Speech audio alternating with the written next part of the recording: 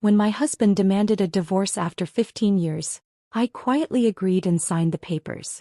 As he celebrated with his mistress at our favorite restaurant, I approached their table with a smile. "Congratulations on your freedom," I said, sliding an envelope across the table. His smirk vanished as he read the DNA test results proving blood-red lipstick on crisp white cotton. That's what ended my marriage. Not with a scream or a bang, but with the silent horror of discovery as I stood frozen in our walk-in closet, William's dress shirt dangling from my trembling fingers. I remember the exact moment perfectly. Tuesday, 9:17 a.m. The twins were at school, Emma at her piano lesson. I had been gathering clothes for dry cleaning when I noticed William's gym bag tucked behind his rows of polished Oxford shoes. The zipper was partially open, revealing the crumpled shirt he'd supposedly worn to last night's emergency surgery. The stain wasn't medical. No surgeon wore that shade of crimson into an operating room. Before we continue with Jennifer's shocking discovery, I want to invite you to be part of our storytelling community. If tales of strength in the face of betrayal resonate with you, please hit subscribe. It's completely free and helps support more stories of women reclaiming their power. Now let's see how this seemingly perfect life begins to unravel. I stood there, heart pounding, as 15 years of marriage crystallized into this single, damning piece of evidence. Dr. William Carter, respected cardiothoracic surgeon, my husband, father of our 3 children, had another woman's lips on his clothes. The carefully constructed reality I'd been living in shattered around me like fine crystal on marble flooring. The irony wasn't lost on me. For years, William's colleagues had called us the perfect Carters. Him with his steady hands that saved lives daily, me with my unwavering support and dedication to our family. Our colonial-style home in Oak Ridge Heights with its manicured lawn and white picket fence might as well have been a movie set, the American dream personified. "Jennifer makes it all possible," he'd declare at hospital fundraisers, his arm around my waist, champagne flute in hand. I couldn't do what I do without her. The other doctors' wives would smile politely, but I could see the envy in their eyes. We had it all: 3 beautiful children, financial security, and a partnership that had weathered the grueling years of medical school, residency, and William's rise to prominence. Or so I thought.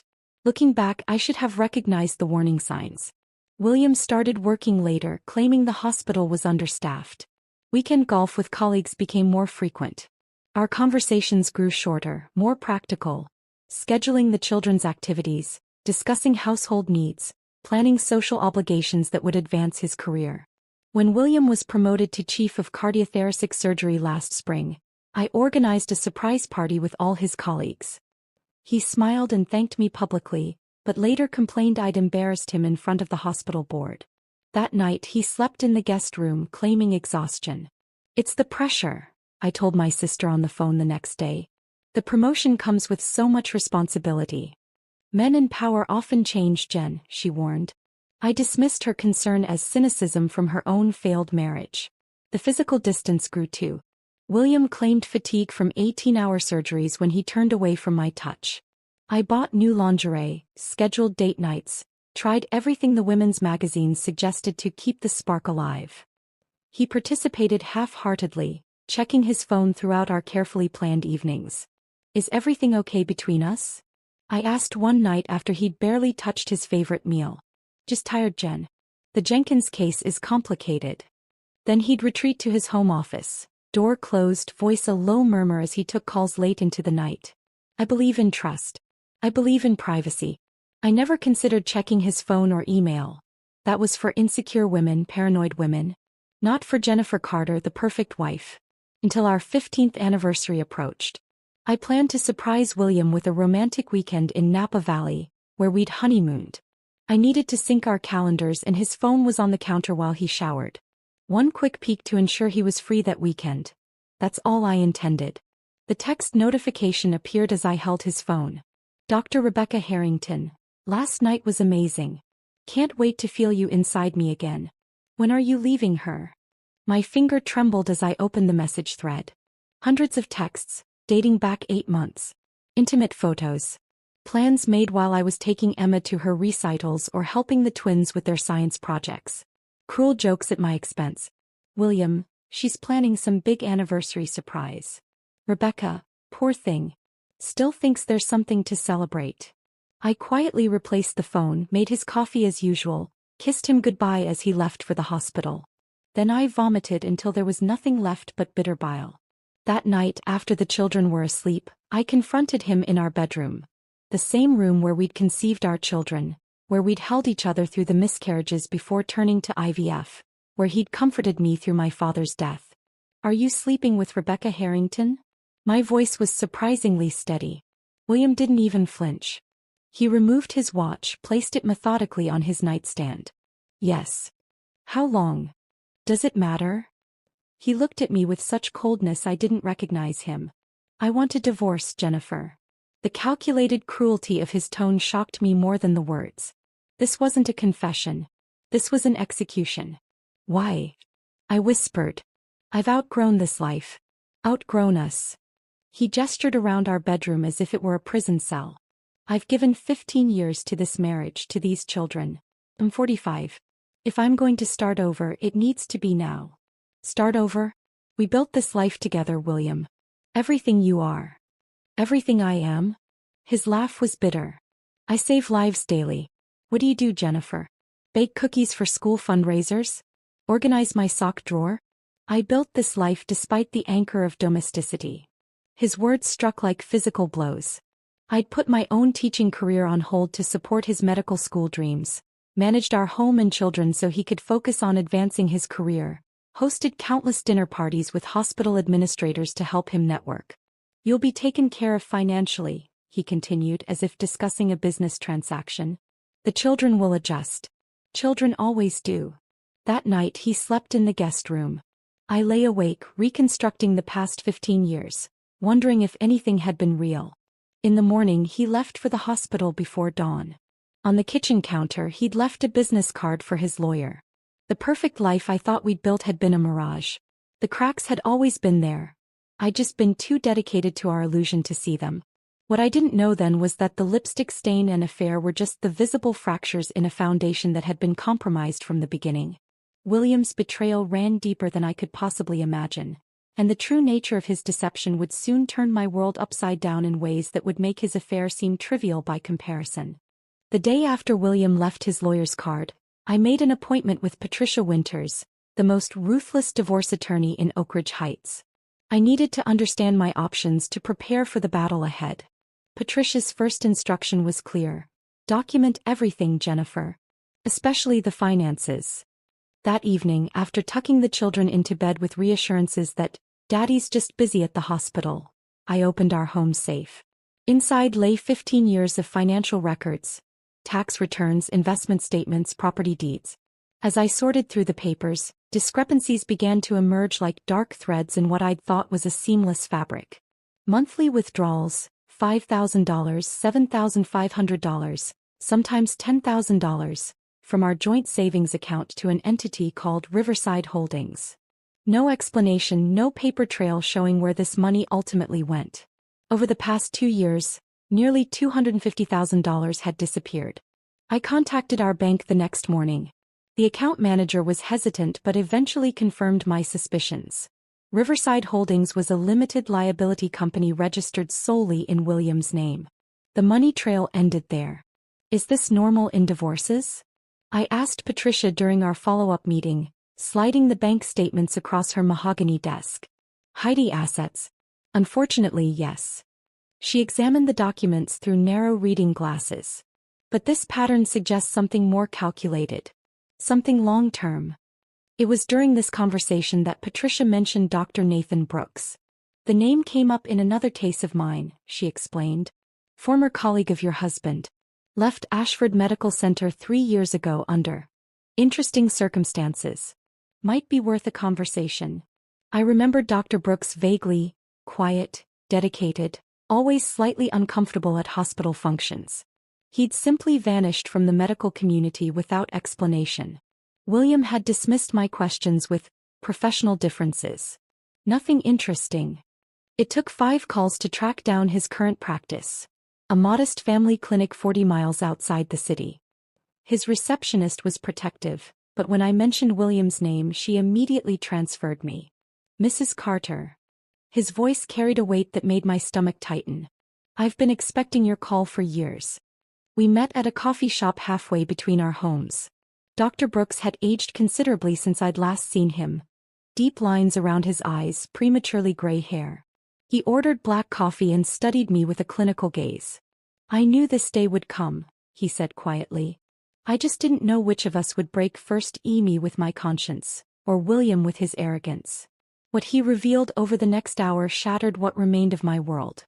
"The fertility clinic at Ashford had a problem," he explained, voice barely above a whisper.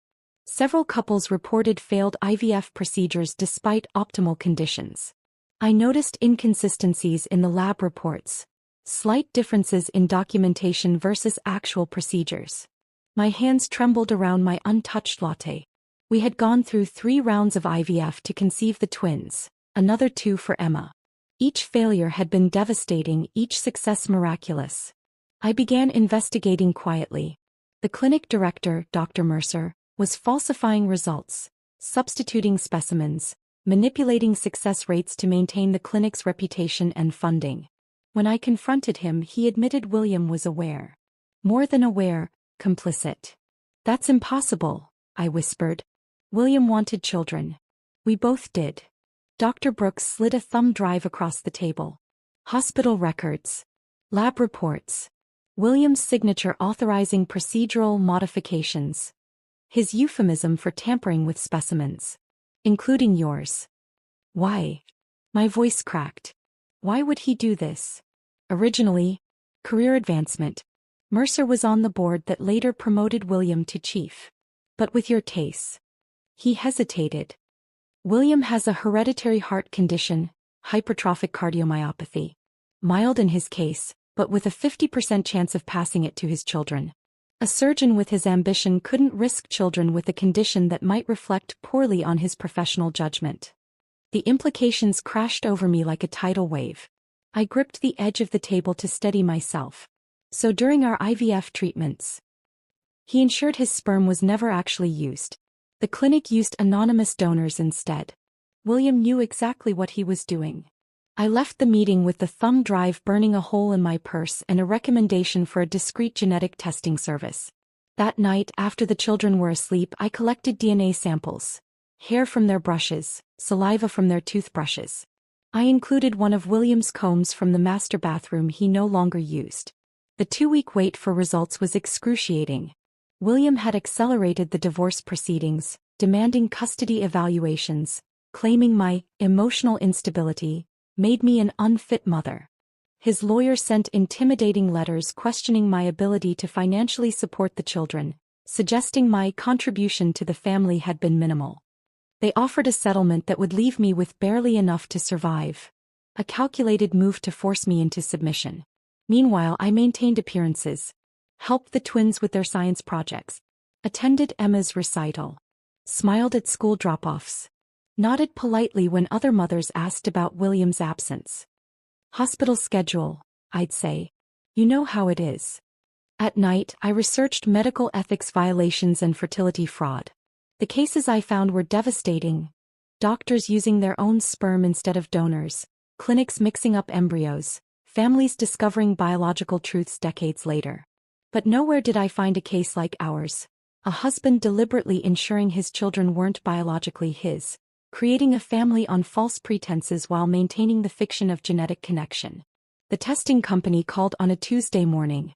The woman's voice was professional, detached. "We have your results, Mrs. Carter. Would you like me to email them, or would you prefer to discuss them over the phone?" "Email," I whispered, knowing I needed to see the evidence with my own eyes. The clinical language of the report couldn't soften the blow. The alleged father is excluded as the biological father of the tested children. The probability of paternity is 0%. I printed 3 copies. One for my lawyer. One for the safety deposit box I'd opened in my name only. And one that I slipped into a cream-colored envelope with the Ashford Medical Center logo, taken from William's home office during those weeks of pretending nothing had changed. My hands didn't shake anymore. The devastation had crystallized into something harder, colder. This wasn't just about an affair or hidden assets. This was about a fundamental betrayal that had begun before our children were even conceived. William had deprived me of choice. He had constructed an elaborate lie that shaped 15 years of my life, my identity as a mother, our children's very existence.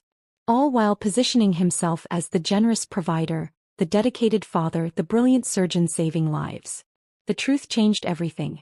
And I now possessed the power to make sure it changed everything for him too. With the DNA test results in hand, my grief transformed into something sharper, more focused. William had constructed a false reality for 15 years, and now I would dismantle it, methodically, completely. I began by reaching out to other families who'd undergone fertility treatments at Ashford during William's oversight. Dr. Brooks provided a list of 27 couples who might have been affected. Most refused to speak with me, unwilling to question the origins of their precious children. 5 agreed to meet. The Millers had twins who looked nothing like them.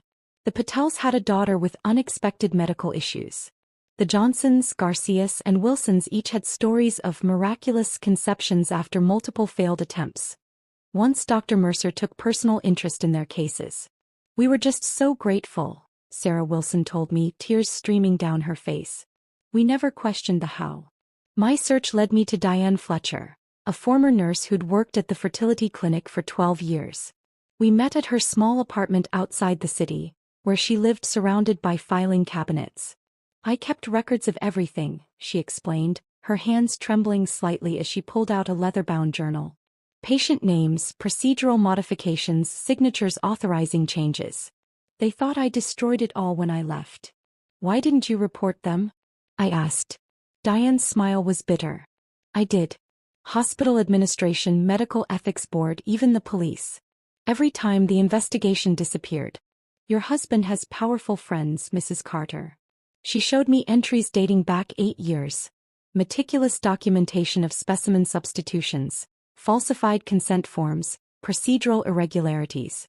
William's signature appeared repeatedly, authorizing protocol adjustments in cases with genetic concerns. "And my case?" I asked quietly. Diane turned to a page marked with my name and dates matching our IVF procedures. Special instruction from Dr. Carter himself. Specimen replacement authorized due to quality concerns. No donor identification recorded. I photographed every page, every signature, every damning note. As I was leaving, Diane pressed a business card into my hand. Medical Ethics Investigation Unit. Ask for Agent Dawson. Tell him I sent you. Michael Dawson worked for a joint task force investigating healthcare fraud. He'd been building a case against Ashford for 18 months but couldn't penetrate the wall of silence surrounding the fertility clinic. "Your evidence could be the key," he explained during our first meeting. "But we need more financial records showing kickbacks, recorded admissions of guilt, testimony from someone currently inside." I committed myself to gathering what he needed while maintaining the facade of a woman reluctantly accepting divorce. I smiled sadly at William during mediation sessions, agreed to temporary custody arrangements, pretended to consider his insulting financial settlement. "You're being surprisingly reasonable, Jennifer," William remarked after one particularly tense meeting with our lawyers. "The children come first," I replied softly. "I just want what's best for everyone." His confidence grew with each concession I appeared to make. He brought Rebecca to school functions, introduced her to our friends, even had her stay overnight when the children visited his new downtown apartment. All while I quietly recorded conversations, photographed documents, and built my case. My investigation took an unexpected turn when I hired a private investigator to look into Rebecca's background. The report revealed something stunning. She wasn't just William's colleague and lover. She was Madeline Harrington's daughter.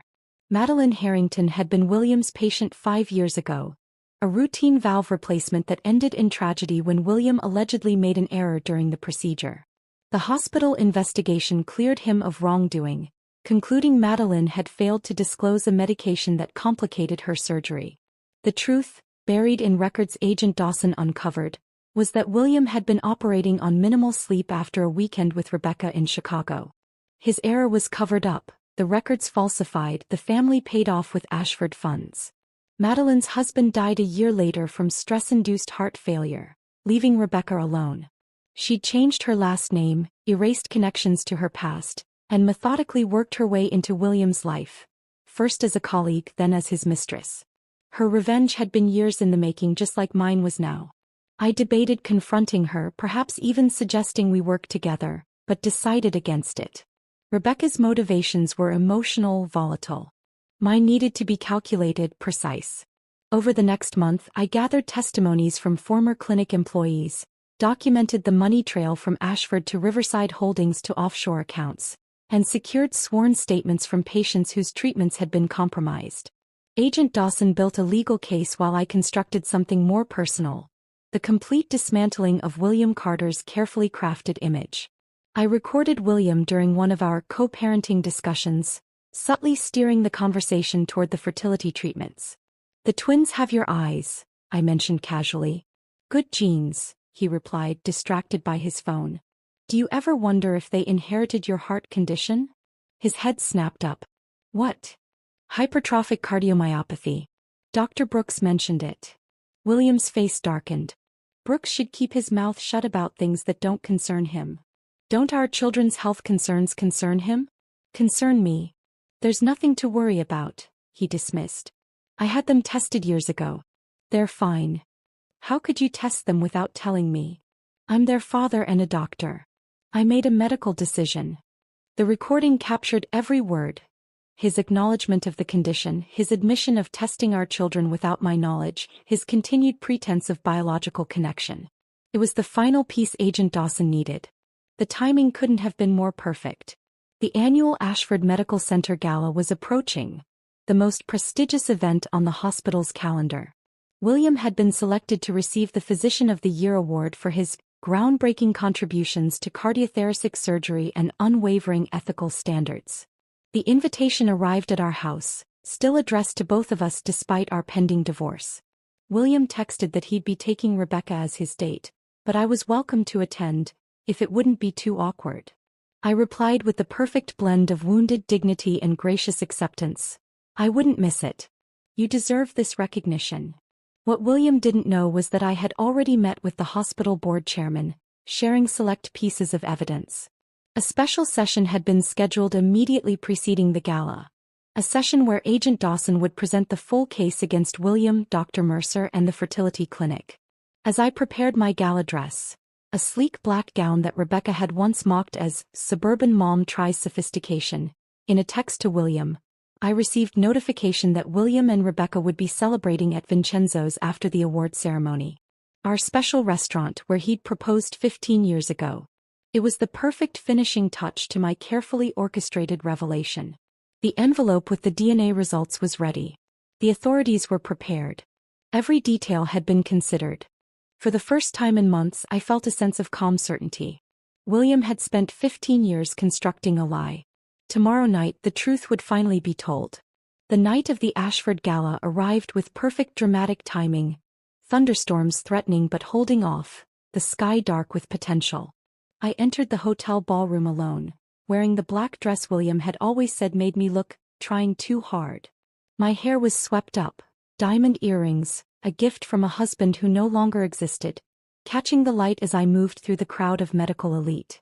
I spotted William immediately, holding court near the stage, arm possessively around Rebecca's waist. She wore crimson, the same shade as the lipstick that had started this cascade of revelations.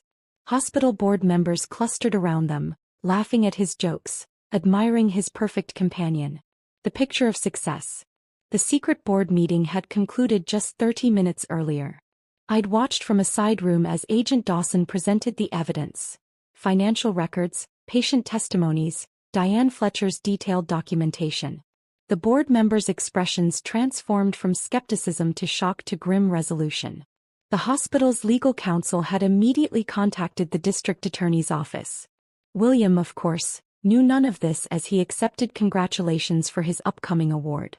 He didn't know that police officers were positioned at every exit, waiting for the signal from Agent Dawson. Didn't know that his perfectly constructed life was minutes from implosion. I mingled quietly, accepting condolences for my failing marriage from colleagues' wives who'd always seen me as nothing more than an accessory to William's brilliance. "So brave of you to come tonight," whispered Margaret Reynolds, the chief of surgery's wife. Her sympathy was genuine even as her eyes tracked William and Rebecca. "I wouldn't miss seeing William receive the recognition he deserves," I replied with a smile that made her visibly uncomfortable. The awards ceremony proceeded as planned. The hospital board chair, Dr. Helena Winters, decided that the public revelation would be more effective than a quiet arrest. William ascended the stage to thunderous applause, accepting the crystal trophy with practiced humility. "Medicine isn't just science," he intoned into the microphone. "It's a sacred trust between doctor and patient. Ethics must guide every decision, every procedure, every moment in the operating room." I watched Rebecca during his speech, the slight tension in her shoulders, the calculated adoration in her eyes. She was playing a role just as I had for 15 years, but for very different reasons. Our gazes met briefly across the room and something passed between us. A recognition of sorts. Two women who knew the real William Carter. After the ceremony, they left for Vincenzo's just as planned. I followed 20 minutes later, the cream envelope secure in my clutch. The restaurant hadn't changed. White tablecloths, soft lighting, Italian opera playing softly in the background. The maitre d' recognized me immediately.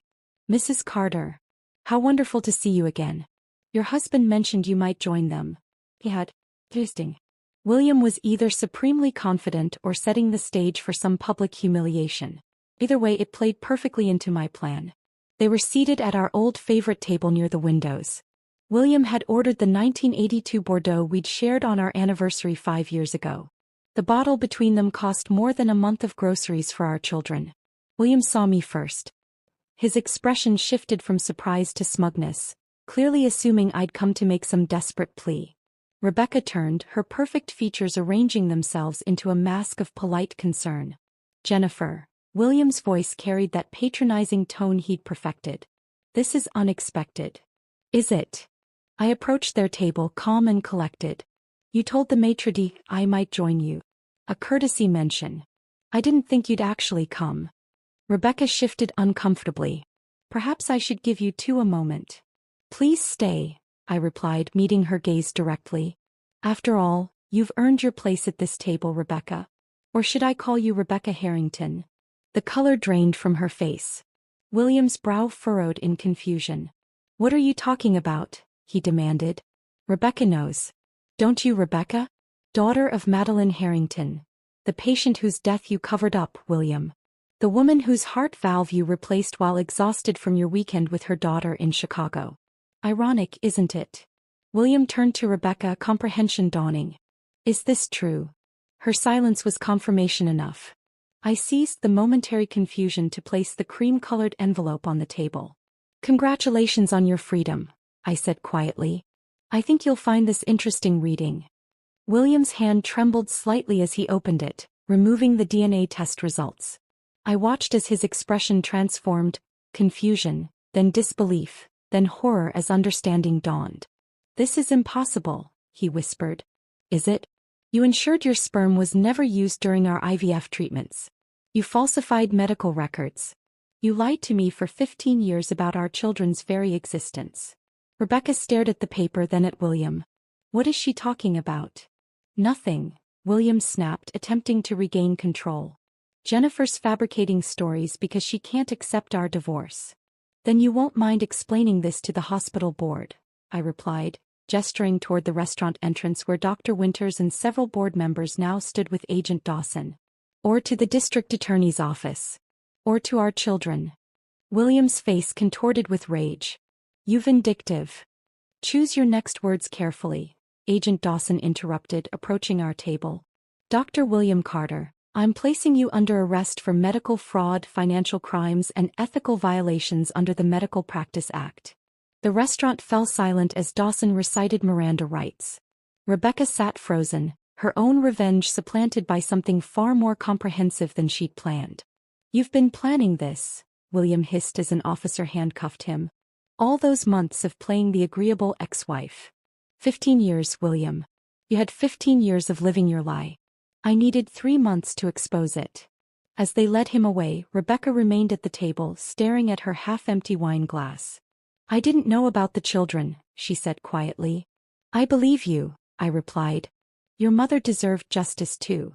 In the weeks that followed, the story exploded across medical and mainstream news. William faced multiple felony charges, his medical license suspended pending trial. The fertility clinic was shut down pending a complete investigation.